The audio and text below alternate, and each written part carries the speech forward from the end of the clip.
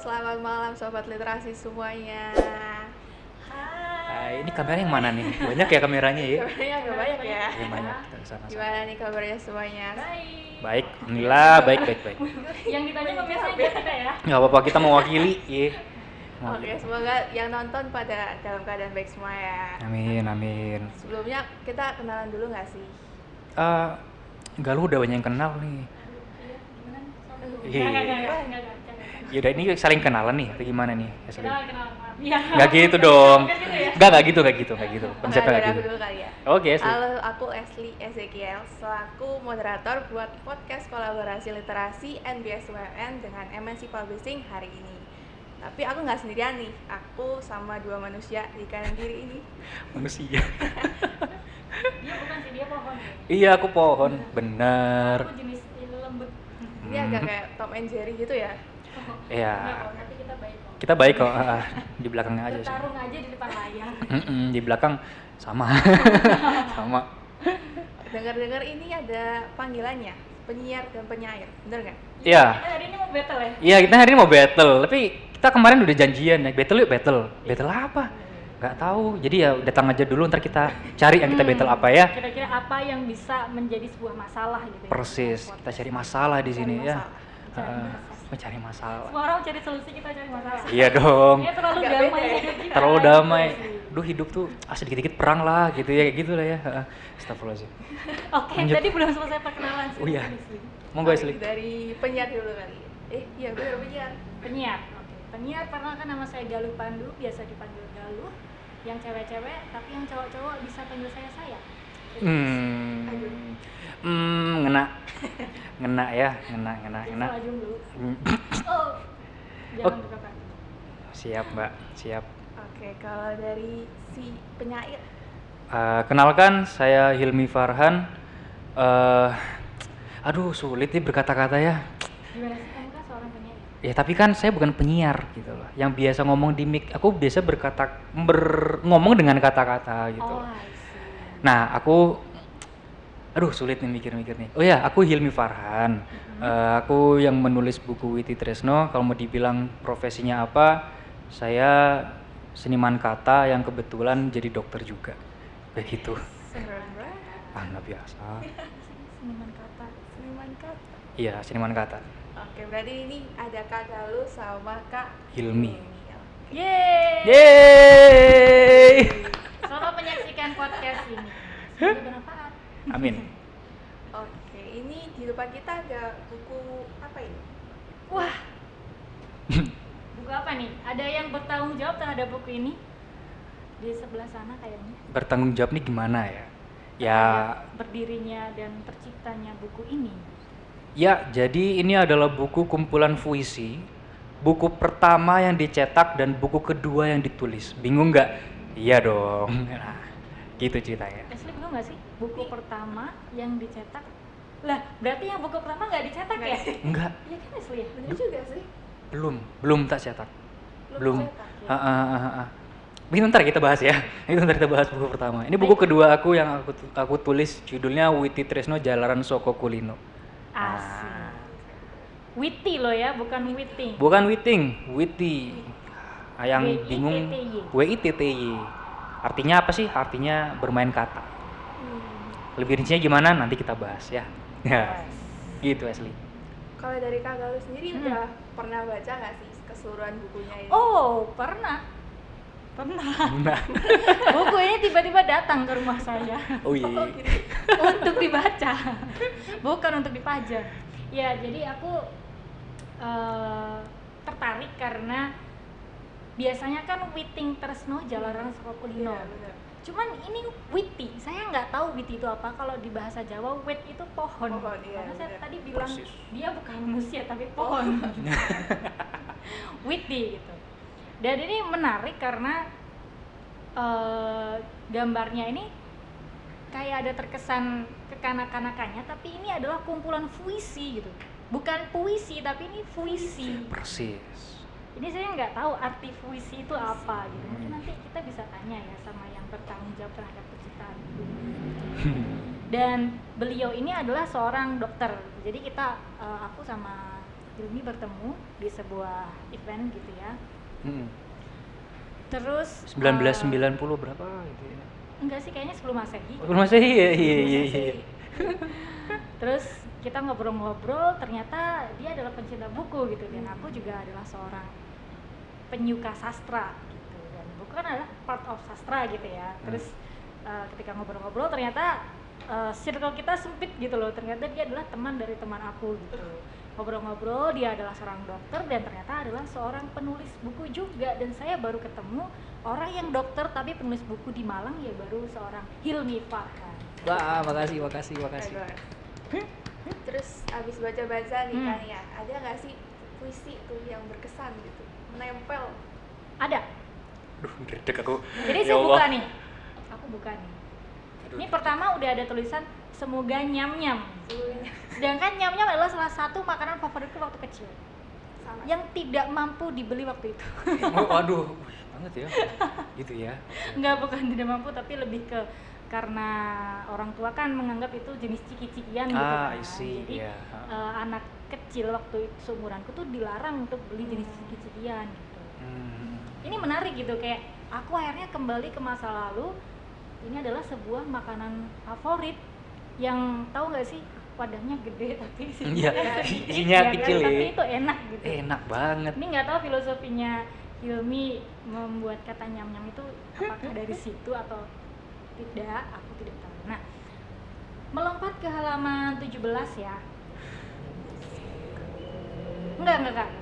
Ini dia awal-awal puisi kepada Pak Pono Jikurbo. Meskipun tulisannya tuh Jikurbo gitu, tapi kita tahu kalau itu maksudnya adalah Pinurbo. Cuman Jikurbo adalah Joko Pinurbo yang hidup di dimensi lain, di universe lain gitu ya kan. Nah, dari awal saya baca, dia itu ini masih apa ya? Biasanya kan kalau puisi kan ada iramanya nih, A B A B, A A B O O O gitu ya, masih ada berirama. Ini masih berirama gitu. Dan kayak ketemu. Ini masih berirama gitu. Kepada Pak Pono saya mohon maaf, kata-kata sengaja saya keluarkan dari kotaknya. Itu kan masih A A. Begitu saya masuk di halaman-halaman selanjutnya, ini udah nggak ada aturannya lagi gitu. Terus saya mulai berpikir bahwa sepertinya Dr. Hilmi Farhan ini memang orang yang di luar aturan. Semakin saya baca, semakin ke dalam, semakin tidak beraturan, Makin melenceng gitu. makin melenceng gitu. Maksudnya dia bebas sekali mengungkapkan sebuah peristiwa dalam kata-kata, bahkan tulisannya itu tidak sesuai dengan KBBI. Kayak misalnya emangnya ada di KBBI? Bener sih, bener. Ya kan? Aku Asli juga baca kan? Iya. Terus ada lagi welcome drink. Welcome drink itu kan bahasa Inggris. Bahasa Welcome drink gitu ya. Tapi dia nulisnya welcome drink pakai NG. Menarik sekali ini. Dia di luar aturan-aturan baku, penulisan-penulisan yang mungkin kalau orang selama ini berpikir bahwa penulisan sastra seharusnya tuh yang kayak gitu, yang ada iramanya, yang kata-katanya sesuai KBBI, terus habis itu menggunakan diksi-diksi yang tinggi, yang susah dimengerti gitu kan, yang berat-berat gitu kan. Tapi ini enggak, Iya, agak beda ini. wow, bebas sekali dia menuangkan isi hatinya, menuangkan pikirannya dalam kata-kata. Aku pikir kayak gitu. Nah, ada salah satu part favorit yang ketika aku baca tuh ngerasa, wih, bisa dia mikir begini ya, di halaman 17. Kalau aku masih ingat, apakah saya benar? Nah, pejabat. Kalau biasanya kan di KBBI pejabat ya. Cuman kalau ini dia nulisnya ada BH-nya. BH bukan BH yang lain ya. Tidak terpikir. Konten 18 ke atas. Tidak terpikir. Oke, pejabat gitu. Nah, mungkin pejabat ini ketika masuk di bait pertama, penjahat sebelum menjabat. Mungkin dia mengambil dari kata penjahat dicampur sama pejabat gitu ya. Jadi penjahat gitu. Nah, di bait yang terakhir itu ada pejabat sebelum menjahat bingung memilih duduk di atas penderitaan rakyat atau duduk di sampingnya agar bagus diliput media. Wah, begitu aku baca ini nih, wah, ini sih kok bisa dia milih kata-kata kayak gini gitu ya. Kenapa aku tertarik sama ini? Karena basic background pekerjaanku kan adalah di media. Jadi waktu aku kuliah semester 2 aku sudah masuk di salah satu media di Malang, media lokal TV. Dan aku jurusan komunikasi, yang mana di situ aku mengambil komunikasi massa yang dekat dengan dunia media massa, koran, televisi, peliputan berita dan lain sebagainya itu gitu. Terus begitu baca ini nih, ngena banget. Bingung memilih duduk di atas penderitaan rakyat atau duduk di sampingnya agar bagus untuk media. Emang sekarang tuh kita ngelihat politisi, ngelihat pejabat kayak hampir nggak bisa berpikir positif nggak sih? Kayak pencitraan, belusukan gitu, presiden belusukan, apa ngapain wakil rakyat dekat dengan rakyat, diliput media, pencitraan, pasti gitu kan, netizen siapapun pasti tidak bisa berpikir positif terhadap hal-hal positif yang dilakukan oleh pejabat. Ya ini salah satu part favorit sih. Jadi begitu aku baca ini langsung aku capture, di post di story, ya nggak, bener nggak? Iya. Aku ngambil bait ini Bener, kan waktu bener. aku posting di story. Bener, thank you. Karena aku ngerasa begitu dekat dengan media dan ini ngena banget satirnya, nyindirnya gitu. Gitu sih. Mungkin gitu dulu sih dari aku sementara. Oke, kalau dari Dr. Hilmi sendiri, kenapa sih milih kata-katanya tuh agak gimana gitu ya, jauh dari KBBI itu? Ada filosofinya nggak sih? Sebelumnya gini, aku mau jelasin singkat. Sebelumnya terima kasih buat NBS UMM sudah mau mengundang kami, memperbolehkan kami untuk podcast di sini, teman-teman. Matur nuwun sekalian, matur nuwun sangat, terima kasih banget. Kenapa? Karena bagi aku pribadi, bermain kata itu mengekspresikan diri gitu. Penyair itu bisa tahu ribuan kata, tapi dia memilih kata-kata yang paling jujur sama dirinya. Misalnya Ashley, ini semua sama ya menurut aku dengan semua seniman. Ashley seneng foto, ya nggak sih? Ya. Kamera kan, ada white balance-nya, ada ISO-nya, ada nanti main point of view, ada main berbagai macam tekniknya. Tetapi yang paling mengekspresi dari dirimu adalah pada white balance, pada ISO tertentu misalnya. And then you take the picture. Terus ada yang ngomong, kok bagus banget fotomu, Asli. Gimana sih rasanya foto kayak gitu tuh? Bagi aku pribadi kayak melihat orang tuh dari meng-capture banget perasaannya, misalnya kayak gitu. Ketika Asli, kamu orang mengapresiasi karyamu seperti itu, rasamu kayak gimana? Seneng banget lah. Seneng banget kan ya? Atau misalnya Mbak Galuh deh, aku terkesan banget deh, acaraku kemarin dibawain sama Mbak Galuh.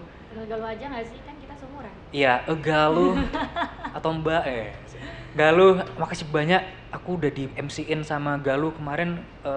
Teman-temanku yang di MC-in sama Galuh asik banget nih acaranya, langsung happy banget nih, misalnya bisa ngebangun mood, bisa ngebangun suasana, misalnya gitu. Ketika ada ngomong gitu ke kamu Galuh, rasanya gimana rasanya? Senang dong, puas. Karena itu karyamu kan, itu karyanya juga kan Asli kan. Sama seperti aku, ketika aku menulis sesuatu, mungkin kata-kata di situ tidak seperti maybe Pak Sapardi ya, atau siapa yang ngomongnya bagai Pak Mansur, wah itu sangat liris banget sumpah. Seperti gini deh, kayak bagaikan semesta yang mencinta dan kita menjelma kata atau apa gitu ya. Kalimat yang kayak mendaki to the sky, yes, you know, mendaki to the sky. Dan itu ternyata membuat rasa yang wah membunga atau apa. Aku nggak bisa seperti itu gitu loh. Makanya ketika aku menulis buku ini, aku ngomong ke Om Gede, ternyata Om Gede sebagai penerbit MNC Publishing ini mengiyakan bagus gitu, aku makin pede aja buat ngegas gitu. Yaudah cari aja, jadiin aja buku gitu. Padahal kalimatku, kata-kataku rasanya sih ternyata aku kurang pede di kalimat kata-kata yang bersayap-sayap gitu. Tapi ketika dapat apresiasi, ketika dapat orang-orang cerita kayak kamu Galuh tadi cerita penjabat gitu. Aku kayak oh ternyata aku punya power di situ. Dan itu bagi aku membangun sekali. Ini buat teman-teman yang mau menulis maybe atau mau berkarya apapun senimu, mungkin kamu belum bisa melihat potensimu, tapi ketika kamu membuat karya, ternyata ketika itu diapresiasi sama orang, barangkali itu stylemu gitu. Dan aku bener kamu ngirim itu penjabat, kamu kirim kau foto kan ya, kamu bikin story, itu aku seneng banget gitu. Oh iya sih lah. Aku apa ya, seneng gitu loh, soalnya itu kan aku bersusah payah loh mikir katanya pejabat yang ada sebenarnya bukan penjabat, tetapi di KBBI, ini aku kayak so ini ya, itu tapi di KBBI.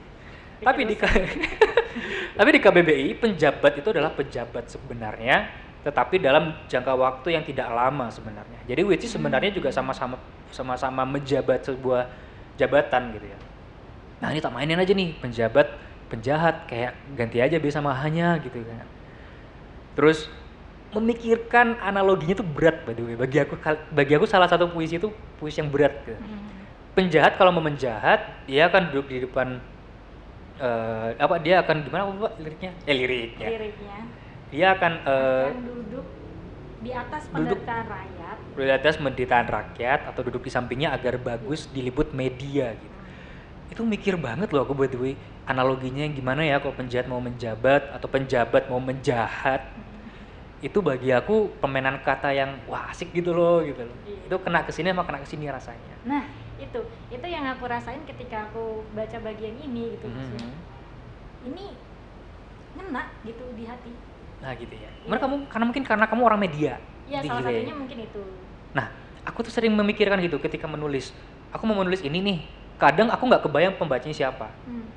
Tapi ternyata bisa mengena pembaca yang aku nggak pernah kebayang sebelumnya. Aku nggak pernah pikir loh nulis itu tuh bakal diapresiasi sama orang media, nggak pernah gitu. Soalnya, kalau gini, setiap kali kita baca buku gitu ya, kan aku ya cukup mencintai buku ya, cukup membaca beberapa buku-buku juga novel juga. Dan ketika ada beberapa kalimat yang aku merasa ini ngena nih gitu, itu pasti ditulis dari hati. Apapun yang ditulis dari hati pasti ngenanya ke hati.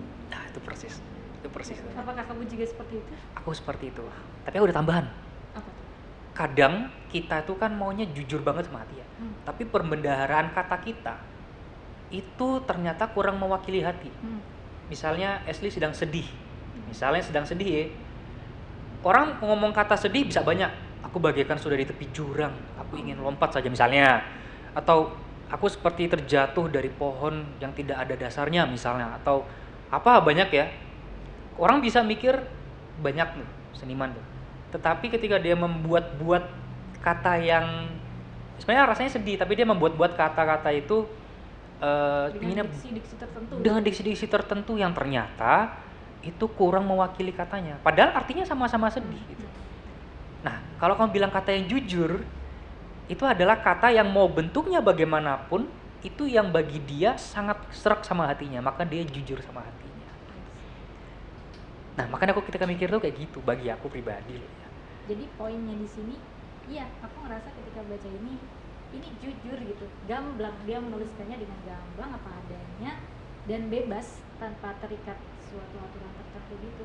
Nah, itu aku banget sih. Asik sih. makasih. Menarik. Tapi kadang aku kurang pede by the way, kadang kan kayak nggak kayak buku-buku puisi pada umumnya kayak gitu loh. Iya, tapi justru ini jadi nilai plus tersendiri nggak sih? Jadi orang, wah, jadi puisi tuh nggak harus gini ya, nggak harus gitu kayak gitu ya. Dan aku penasaran sebenarnya siapa sih yang menginfluence kamu gitu. Soalnya kalau aku lihat-lihat ini gaya-gayanya ada kayak nakal-nakalnya Jokpin gitu kan, nakal-nakalnya Joko Pinurbo. Terus ada kayak sedikit-sedikit kalau misalnya kalian tahu Sal Priadi. Iya.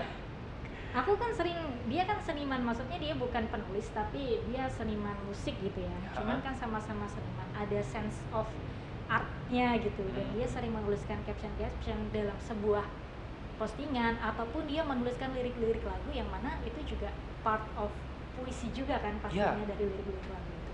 Dan dia menulisnya lucu aja, gamblang, nggak kayak biasanya gitu.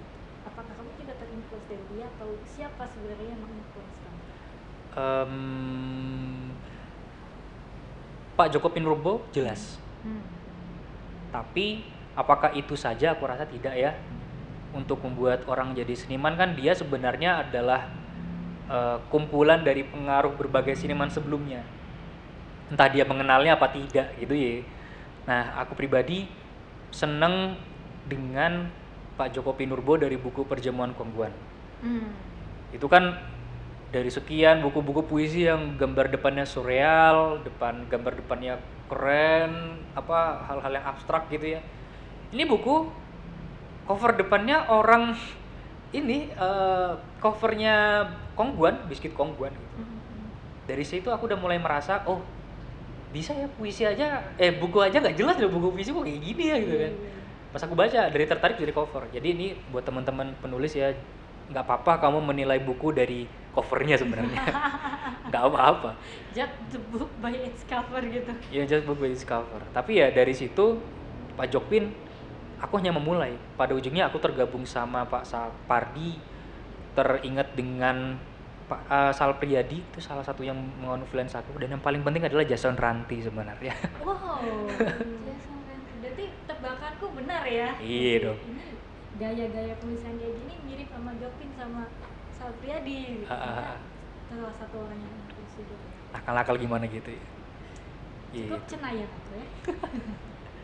Oke, kayaknya obrolan kita terlalu seru banget ya. Iya, Tapi sih. sayangnya harus di stop dulu karena kita bakal menuju break selama 20 menit. Oke. Kita mau minum-minum dulu guys. Minum dulu ya. Iya. Bye. See you later. Oke, halo sobat literasi, balik lagi sama kita ini. Masih pada di sini kan ya? Nggak pada keluar gitu. Masih dong, Tidak masih. boleh Masih. keluar-keluar. Soalnya sesi ini bakal lebih seru sih. Wah, Aduh. sama kita. Mau bahas apa ya? Aku ngeredek by the way. Lu jangan bikin aku yang sayat sih, aku tuh kayak gini tuh. Persis aku yang sayat tuh.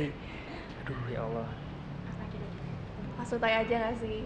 Boleh. Langsung tanya nih. Boleh. Kita buka sesi pertanyaan ya, 3 pertanyaan sebelah sana. Iya, Monggo. silakan. Oh, belum ada ya. Oh iya, yang ngangkat. Aku mau tanya nih, kan Kak Ilmi ini profesinya dokter ya? Iya. Tapi kok tiba-tiba jadi penulis itu gimana? Pada tahun 2007 Asik. itu saya kelas 7 SMP. Kalau kalian tahu ada situs namanya Tumblr. Tahu nggak sih? Yang buat minum deh. Bu, kiri persis. Persis. Terima kasih. Terima kasih teman-teman. Apa tadi? Oh, Tumblr. Nah, Tumblr itu adalah sebuah situs microblogging ya sebenarnya, kayak WordPress, Blogspot, and the other one nih. Nah, 2007 tuh aku nulis apa yang aku nggak bisa ngomongin. Dari SMP tuh aku, ya kamu tahu kan badanku kecil. Terus apa namanya? Aku tuh ketika itu SMP tuh aku merasa ketika aku menulis itu aku lebih ekspresif daripada aku ngomong. Suaraku juga masih imut-imut gitulah ya. Terus di Tumblr tuh aku banyak menulis. Entah itu mau dia isinya puisi, entah itu tulisan aku nggak suka sama orang misalnya, atau aku suka sama orang. Baru jadi inget ya, wah nostalgia gitu, syum gitu. Nah di Tumblr itu kalau teman-teman buka Tumblrku, dia scroll ke bawah, itu unggahannya banyak sekali dari tahun 2010 kalau nggak salah. Aku buat di 2 Tumblr, satu udah habis, yang satu tak besarin dari tahun 2010 kalau nggak Ya, salah. habis itu apa? Aku delete, maaf. Ketika itu ada sebuah masalah ya. Dimakan. Habis ya, maaf ya. Habis itu tak delete ya, terus aku bikin lagi ketika itu. Cuma vakum nggak sampai sebulan intinya. Nah, itu dari kecil sudah nulis. Karena aku lebih ekspresif ketika itu. Lalu membesar, aku jadi dokter. Aku udah nanganin pasien di UGD pun ternyata banyak sekali input-input, inspirasi-inspirasi. Karena aku senang banget menulis apa yang aku alami atau aku terima atau aku dengar atau orang-orang cerita ke aku gitu. Itu alasan kenapa aku jadi dokter tapi aku juga jadi penulis. Karena kalau misalnya nih aku nggak jadi dokter ketika aku SBMPTN milih misalnya tuh ya aku tetap menulis aku kayaknya sih. mau jadi profesi apapun gitu. Karena ketika itu aku seneng gitu. Berarti emang seneng nulis ya? Seneng banget. Terus kalau boleh tahu, Witi Tresno Jalaran Soko Kulino ini buku Nah, ini adalah buku yang kutulis kedua, buku yang aku cetak pertama. Enggak sih, kami cetak ya, karena bersama MNC Publishing people. MNC Publishing, terima kasih telah endorse saya. Jadi karena itu dari bersama dengan MNC Publishing itu yang aku cetak pertama buku ini, yang aku tulis ini buku kedua, gitu. Terus saya nanya apa tadi? Iya, udah. Oh gitu ya? Mungkin tadi nanya artinya ya, maaf. Aduh. Iya, sekalian artinya dah. Oke. Aku nggak suka ini sebenarnya, aku pribadi membatasi orang buat ini artinya apa gitu sebelum dia mencoba mengartikan dulu gitu. Galuh, menurut kamu arti buku ini apa? Witi Tresno Jalaran Soko Kulino. Itu tadi, wit itu kan pohon ya kan. T-nya nggak tahu city atau apa, nggak tahu. City apa ini? Nggak tahu, mungkin ini kayak plesetan aja ya, dari Witing Tresno Jalaran Soko Kulino. Terus karena kamu generasi milenial menuju generasi Z gitu kali ya. Iya, 2010 lah. Yang suka melesetin kata gitu. Yes, exactly. Iya, kayak misalnya nongkrong yuk gitu ya, nongskui gitu kan. Caps. Asli lebih paham karena dia generasi Z, Gen Z. Kamu lahir 2018 ya lahirnya? 2004. Oh 2004 ya, maaf. 2004 ya, sama lah, kita kan 2003. Sama. Iya, kurang lebih ya. Ya, gitulah. Jadi ini judul mungkin lebih merepresentasikan dari bagaimana kamu menuliskan sebuah puisi aja. Yang jujur, bebas, ngawur gitu. Ya, apa adanya. Ih, gila. Interpretasiku cuman kayak gitu, nggak ada makna tertentu dari Witi. Oh, nggak ada ya? Kayak ya, cuman itu makna... yang itu hanya menunjukkan bahwa ya menjelaskan isi buku. Cara menulis dari sebuah puisi itu dari judul Witi itu. Wih, gila, keren banget, sumpah aku suka banget nih. Suka nih, aku suka nih. Jangan tahan dulu dong.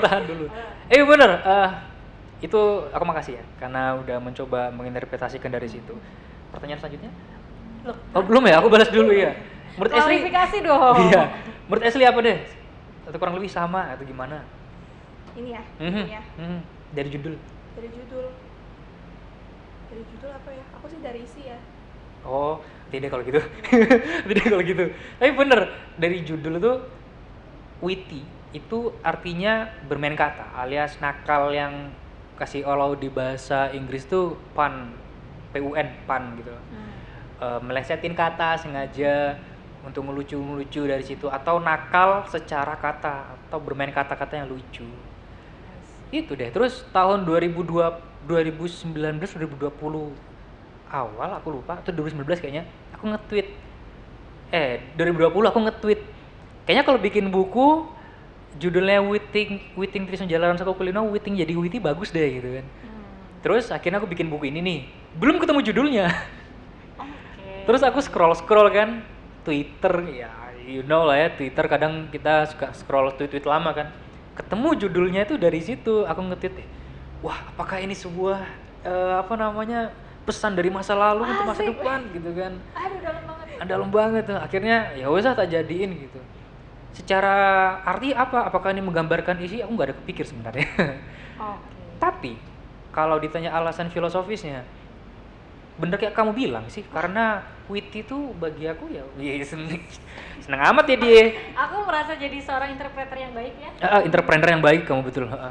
Jadi dari situ tuh, dari witty artinya kan bermain kata. Witi Tresno Jalaran Soko Kulino itu ya artinya kecintaan bermain kata, atau bermain kata-kata cinta itu muncul karena terbiasa.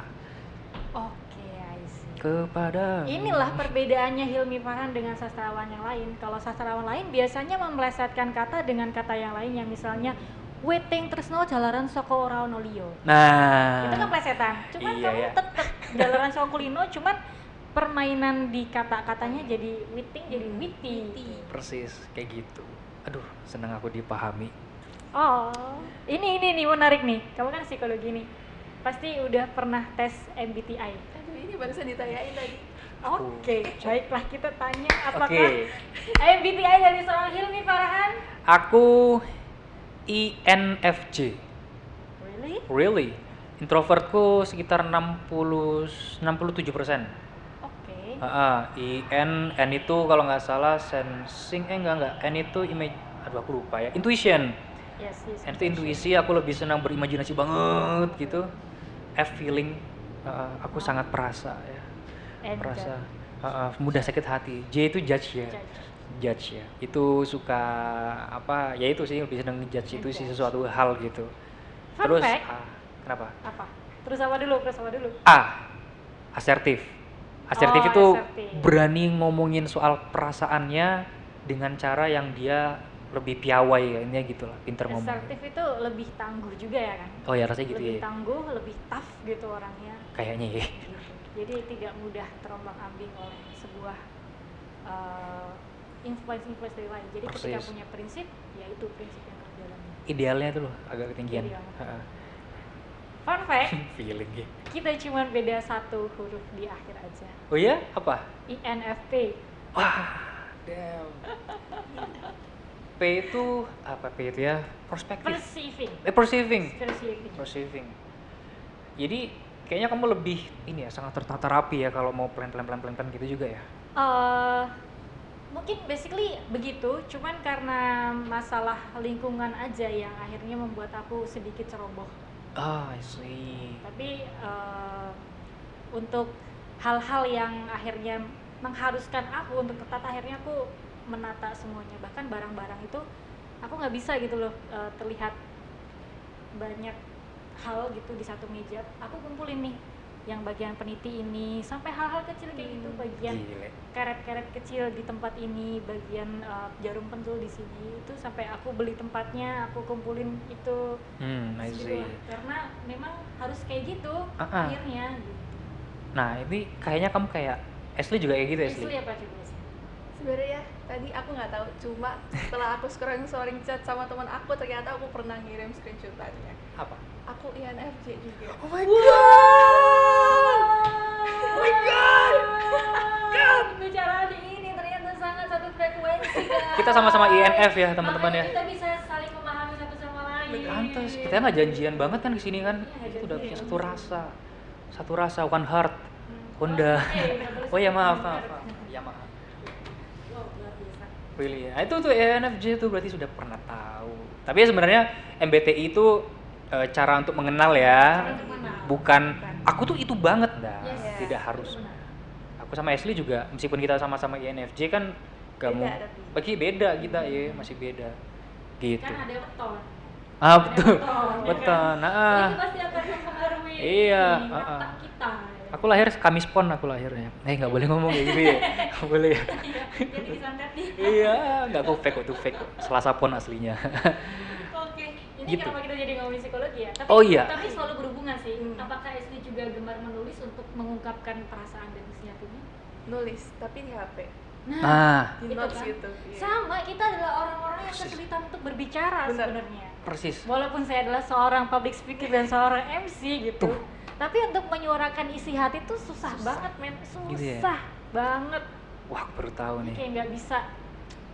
Mostly teman-teman aku tuh selalu bilang kalau aku tuh extrovert.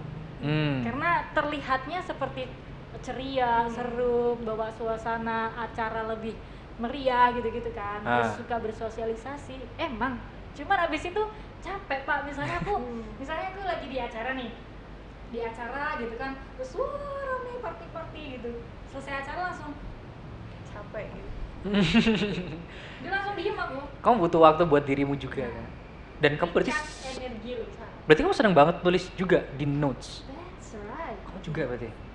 Kamu tahu buku ini Hah? asalnya apa coba? Apa tuh? Notes. Notes. Nah, Aku nulis puisi, aku nulis tulisanku di notes, tak kumpul banyak gitu ya. And then pada satu saat itu tak kompilasi. Tak buat ya ini buku ini gitu loh. That's why makanya karena ini aku rada-rada maju mundur sebenarnya gitu. Apa nanti kelihatan kayak orang ngebaca aku ya gitu gak sih? Kayak kayak diary kan ya. Yes. tapi pada ujungnya ya nggak apa-apa, tagas aja gitu. Jadi Tapi enggak ini sih, kalau aku lihat baca tulisan-tulisanmu tuh kayak ini tidak sepertinya bukan cuma pengalaman pribadi kamu, tapi Ya. pengalaman yang kamu observe di sekitar kamu. persis. Backgroundku medis, karena medis juga jadi kebayang cerita-cerita pasien, cerita keluarga pasien. Tidak hanya aku sebagai dokter, tapi dengan background medis dan aku sebagai pasien dan aku sebagai keluarga pasien juga. Dari tiga sisi, sebagai nakesnya, sebagai pasiennya, dan sebagai keluarga pasien. Melalui itu semua aku tuangkan ya dalam tulisan gitu. Persis. Dan kadang tidak hanya tiga itu, kadang aku ya itu sih namanya background ya, latar belakang itu entah jadi sumber inspirasi tuh. Ada salah satu puisinya, aku lupa judulnya apa ya, kalau nggak salah Selamat Malam judulnya. Selamat koma malam. Seorang anak menangis, mengemis nafas untuk ibunya gitu. Puisinya cuma tiga baris kalau nggak salah. Tahu nggak tentang apa? Pasien pasti. Iya, itu tentang pas COVID kemarin. Oh my god. Baru ini long flashback. Jadi aku di Rumah Sakit Bayangkara Hasta Brata, Kota Batu. Dan seperti semua rumah sakit di Kota Batu pada umumnya, kita kesulitan akan oksigen pada gelombang kedua. Jadi ada pasien yang sebenarnya sudah datang, lalu oksigen itu sudah sangat menipis, anaknya nangis-nangis gitu. Nangis soal ibunya nih, gimana nih, soalnya udah posisi kayak gini, ini sangat mencekam gitu istilahnya. Aku yang ketika itu sedang menunggu datangnya tabung oksigen baru ke rumah sakit ketika itu pun sudah sangat sudah dredeg lah istilahnya itulah, dan itu aku capture dalam bentuk puisi ini gitu. Aku rasa nggak cuma kita ya, nggak cuma di rumah sakitku aja, tapi satu kota Malang ini pun ada tuh saat-saat yang sangat kritis nunggu tabung oksigen datang dan kawan-kawannya. Itu semua aku tuangkan, yaudah puisi itulah. Bagi teman-teman mungkin punya memori lain ya, tapi bagi aku ketika aku ngebaca puisiku satu-satu, aku bisa merecall ini tentang apa, ini tentang apa, ini tentang apa. Pasti dong ya, karena kamu adalah tuan rumahnya. Iya sih. Kan? Iya, maksudku aku senang karena semua tuh ada background story-nya gitu loh. Iya, ada filosofinya. Ada filosofinya. Luar biasa sih. Waktu COVID memang nggak kebayang ya tenaga medis kayak apa paniknya, kayak apa hektiknya waktu Hektik. itu. Kena sembuh itu juga nggak enak. Semoga tidak terulang lagi ya. Tidak COVID mau. nggak usah datang lagi kau COVID, pergi kau jauh-jauh COVID. Tolong. Kenapa Wait. kita Itu jadi yang namanya marah-marah COVID COVID? ya. Ya, Kalau bukan gitu sih, kayak gitu ya. Kayak gitu. bisa sih. Gitu. Wah, seru. By the way, Ashley kan juga suka nulis di notes nih. Aduh, iya. Biasanya yang ditulis tentang apa? Aduh, itu kayaknya tentang apa ya? Tentang hidup. Tentang hidup, karir. Ya. Kalau aku tuh mostly tentang ini, masalah hati, masalah cinta. Oh, iya. Aku nggak bisa nyeritain ke orang lain. Oh gitu ya. Akhirnya aku tulis di notes. Ashley juga nggak? Oh. 90%. Ini kayak lagunya itu lo tahu lagunya Hindia nggak sih? Lagunya apapun yang terjadi kalau nggak salah. Jadi kalau nggak salah ada 5 masalahnya quarter life crisis itu tuh. Tentang masa depan, pernikahan, pekerjaan, keimanan, pendidikan gitu. Udah masalah kita tuh kalau misalnya itu 5-5-nya kayak gitu. Masa depanmu gimana? Ke depan mau bakal gimana? Ngeliat teman-teman pendidikannya sudah ambil S2, S3, S3, 4 gitu ya. Terus pernikahan teman-teman sudah pada nikah, terus kita belum gitu ya. Kamu akan merasakannya ya. Iya, semester 3 mah masih Iya. hura-hura, masih huri-huri ya. Ore-ore ya, mungkin nanti Dek. ya. Dek. Cinta itu Ya ada saat-saat. Nah, itu tuh 5 itu tuh kan kegelisahan tuh. Bagi aku pribadi ketika membekukannya dengan menjadi kata ternyata lebih seneng gitu. Tapi setiap orang beda-beda. Kayak kamu kayaknya lebih ke kecintaan ya, mungkin dia. Percintaan ya. Tapi dari 5 masalah itu sebenarnya cuman perlu ini sih, perlu 5 hal juga. Tahu nggak apa? Apa ya? Tombol hati Medalem, ya Allah. iku 5 Masya perkara. Allah. Iya bentar lagi Idul Adha ya, udah mulai ada suasana-suasana Islami gitu ya. Masya Allah, Galung. Makasih. Opik. Hanya dipahami oleh muslim, jadi untuk yang non muslim mungkin ada Tombo Ati versi non muslim. Versi Nah, non nggak muslim. tahu nih Tombo Ati versi dari Asli seperti apa. Apa tuh ya, nggak pernah dengar. Jadi Tombo Ati itu bahasa Jawa ya, kayak Obat. Tombo itu obat. Obat. Hati itu hati, obat hati itu. Mengatasi perasaan sedih, kecewa, marah, emosi kita tuh ya kalau di muslim tuh kayak ada ibadah semacam itu. Oke, tidak usah diperpanjang pembicaraan ini, yang itu kita bicara back to the laptop ya. Oke, back to the Penonton. Yeay! Ya. Ya Allah, heboh dewe ya, ya Allah. Oke, balik lagi. Kalau dari pengantar bener ya. Yang dari aku baca itu ada tulisannya kalau buku ini tuh memakan waktu yang lebih lama daripada buku pertama. Bener apa enggak? Yes. Iya. Ya, kenapa tuh? Nah, itu pertanyaannya. Karena setelah menghasilkan buku yang pertama itu judulnya Senarai, teman-teman ya. Wah, artinya apa itu? Sangat sastrawi, bukan? Ternyata Senarai. Benar, ternyata artinya Senarai adalah daftar isi. Daftar isi bahasa sinonim gitu aja, sesimpel. Bahasa Indonesia. Senarai itu daftar isi atau list atau apa ya nama daftar ya, sebuah daftar atau kompilasi. Itu buku puisi itu simple banget lah buat. Aku udah menulis lama, aku buat PDF, nggak nunggu ke percetakan, aku langsung aja teman-teman, lucu banget ya, Fides ya. Dari situ ya aku bikin buku nih, ada yang mau ini nggak, tulis alamat email kalian ya di Google Form gitu. Udah tulis, tak kirim. Bayarnya pakai apa? Enggak. Bayarnya pakai pilih storymu, bikin story dari puisi kesukaanmu. Udah, akhirnya mereka beli dan petik, pilih dari story itu, jadilah buku Senarai itu terbeli. Dan ternyata itu bagi aku membuka jalan, dan itu sangat singkat. Kan nggak perlu aku mikirin kertasnya berapa, ukuran berapa, nggak mikir. Akhirnya itu ya menurut aku singkat. Nah, buku yang kedua ini lama, 2 tahun. Menarik untuk diterapkan kepada calon buku saya. Gitu. Oh iya, mau bikin buku ya. Oke, kita di sini tak bagian, aku jadi yang bagian mengupas soal gitu. Ini seru kayaknya kalau kita ngobrolnya jauh, tapi kayaknya tadi Mas Andrew Udah, sudah begini. berikan time T. out, Begini. time Persis. is over gitu. T. Ini udah mau diakhirin banget nih. Belum kan? Belum. Oh, belum. Masih Kita break aja break ya. lagi. Break. Nanti kita lanjut lagi. Kita lanjut lagi, guys. Jangan kemana-mana. Tetap di sini. Thank Kita you. rehat sejenak. Kita rehat sejenak. Balik.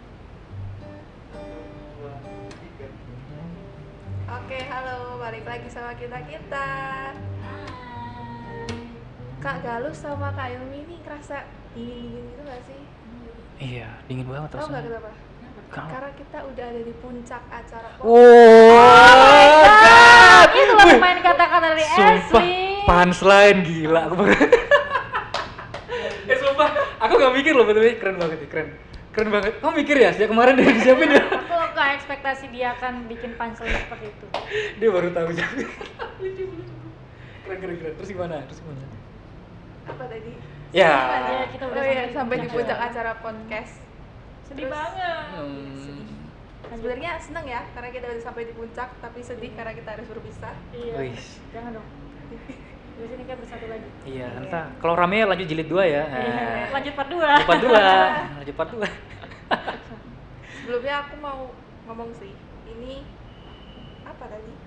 Ini judul bukunya. Oh iya, ini judul bukunya Witi Tresno Jalanan Soko Kulino, bisa kalian dapetin di toko buku NBS UMM. dengan harga 49.000, tapi tenang aja karena ada diskon 10%. Ya. Ah, diskonnya sampai kapan tuh? Sampai selama ya? Oh, sumpah ya di NBS UMM. Wow, sumpah. Luar biasa. Jadi pastikan kalian datang ke NBS UMM karena hanya di sini. Oh enggak sih. Enggak sih ya, Tempat ada sih. Tapi di sini aja Tapi yang 10%. hanya di sini yang diskonnya sampai 10%. 10%. Dapat diskon 10%. Gila. Cuma di sini. Gila, Dan selalu gila. diskon gitu. Dia selalu diskon. Enak ya. Seneng aku di NBS UMM ini. Jadi kalian tinggal datang ke NBS UMM di bagian novel.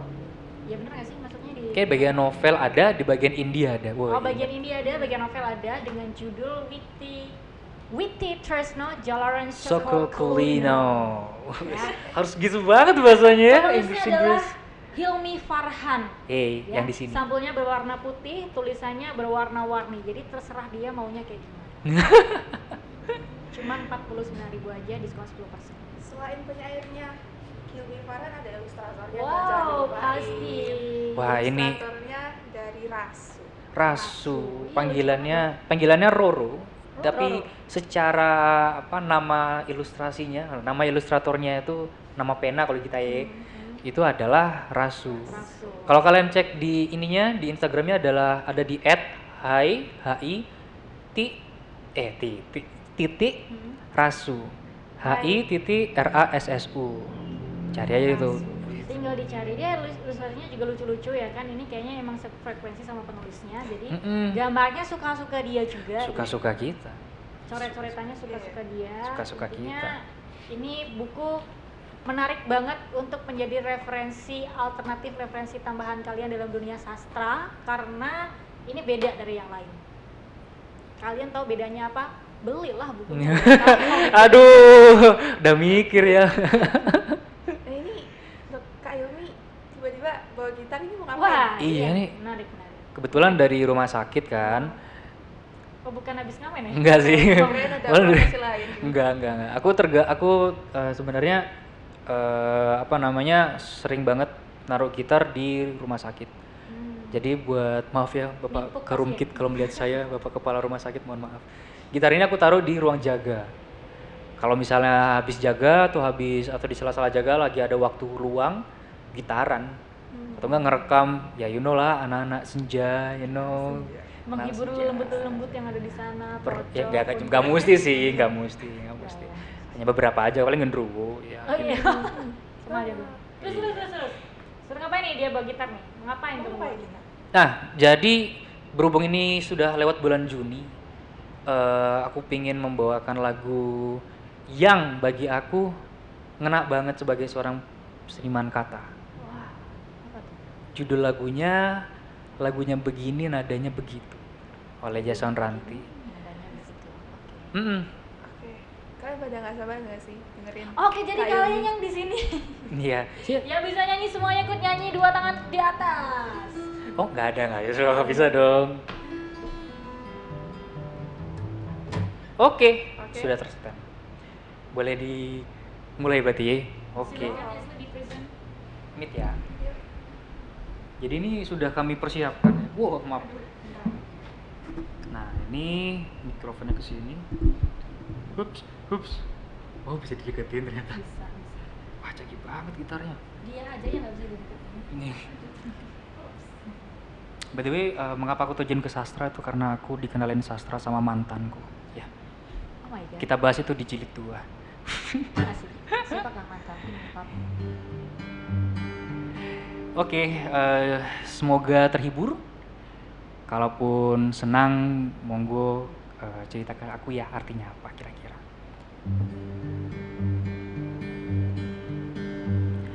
Berlayar ke Depok di waktu pagi hari sambil menulis lirik untuk lagu pop.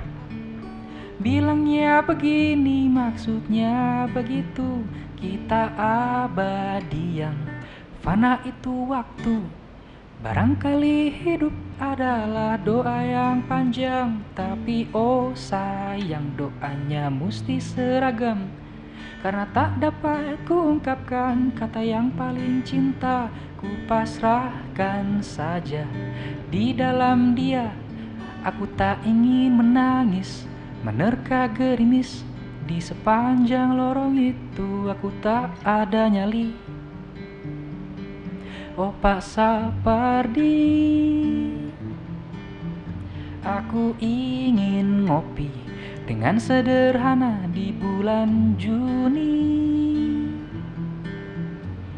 dengan murid cantikmu di UI. Ada berita apa hari ini Dian Sastro? Hidungmu abadi nyaris seperti puisi. Lagunya begini, maksudnya begitu, maknanya tak ada mirip seperti pejabat. Ternyata hatiku hanya selembar daun. Oh sialan, ku mudah terombang ambing. Tapi ku tahu Tuhan kan merawat segalanya. Sebab katanya malang itu kasih sayang. Aku tak ingin menangis, menerka gerimis. Di sepanjang lorong itu aku tak ada nyali. Oh Pak Sapardi, aku ingin ngopi dengan sederhana di bulan Juni, dengan murid cantikmu di UI.